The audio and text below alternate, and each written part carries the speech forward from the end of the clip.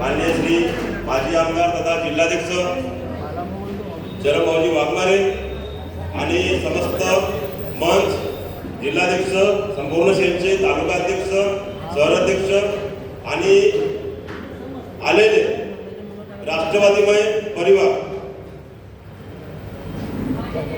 दीपावली मिलनचा कार्यक्रम यासाठी ठेवले आहे की आपण संपूर्ण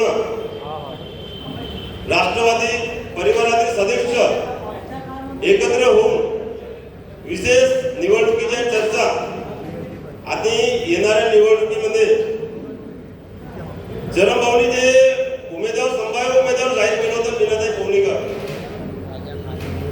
ते असं भंडारा शहरामध्ये असा चक्रासारखे वादळासारखे नाव घुमवत आहे.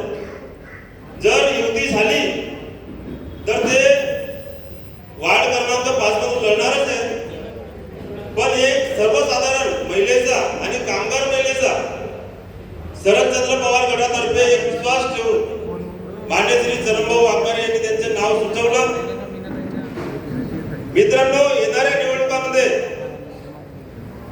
अमाप पैशाचा कारभार होणार आहे. एक साधारण चपराशाचा मुलगा 2000 ची प्रॉपर्टी जमा करू शकतो.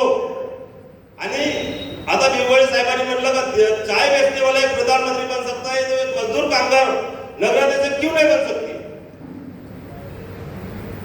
संपूर्ण नेते आपल्याच पार्टीचा आपल्या ज्याच्या पैसे देऊन प्रचार करतात आणि आलेले समस्त कामगारांना पण सांगू इच्छितो, पैसे